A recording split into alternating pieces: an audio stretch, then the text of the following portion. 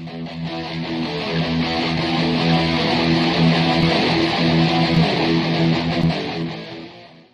Michael Diamond. This is Muscle Central. If you like this video, give it a thumbs up. Share, subscribe, turn on your notifications, and leave a comment. All right. In a recent video, I suggested that we might hear in the very near future an announcement from Chris Bumstead that he would retire. Now, I'm saying this based on a few things. First off, he's a 5-time Classic Physique Olympia champion. That's a record that might not be matched or broken. He has an autoimmune disease. His wife had a baby. The purse he makes for winning the Classic Physique Olympia has no bearing on his way of life. Without that, didn't have that money, wouldn't make a difference to him. It's not, obviously with Chris, it's not about the prize money. He's secure. He has other things going on. He's smart business-wise, and he does not need this. So I'm taking all these things, combining them. I think there's a very good chance he will step down and retire. Who do we have to fill in that void? Most people would say heir apparent would be Ramon Dino. I think maybe Urs Kalecinski might be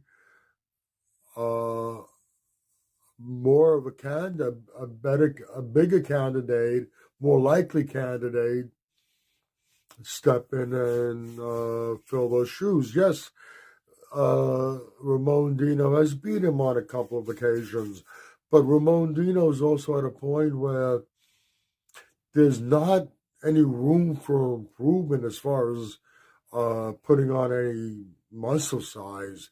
He's right there at the top of his weight limit for his height, whereas Urs Kalecinski has some play there. I believe 7 to 8 pounds. 7 to 8 pounds on his frame will make a very, very big difference. You know, you look at Ramon Dino, it looks like his body, his frame can easily handle additional muscle. But like I said, unfortunately, he's right at the weight limit. I think he's in a situation where, you know, you could take two people, their exact same height, and you can measure their body parts and all the measurements are the same, measure their body fat, and that's the same.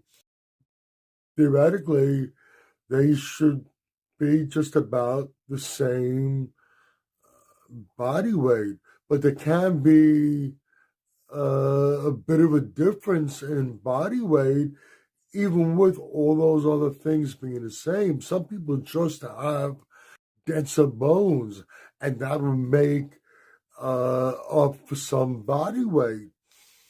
Ramon might be one of those people. He looks like he can hold more muscle on his frame. He looks like he probably needs a little bit more muscle on his frame. Urs also. But the difference is Ramon Dino doesn't have room to play around with, whereas Urs still has room. He can still grow into his class more. He has room before he reaches the weight cap. You know, I watch out for this guy. He's a little,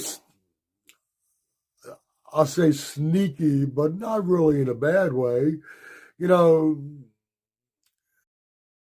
I see him when he's met up with a number of his potential opponents on the Classic Physique stage, and they collaborated and they trained together. I see him, he has a little bit of Arnold in him. The way Arnold used to try to get into people's heads, psych them out. I think Urs has a little bit of that in him also. At the end of the day, who do I think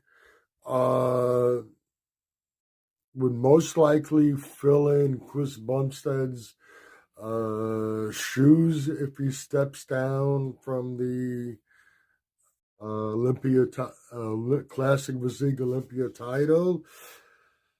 Like I said in the beginning, Ramon Dino would seem to be the heir apparent, but I might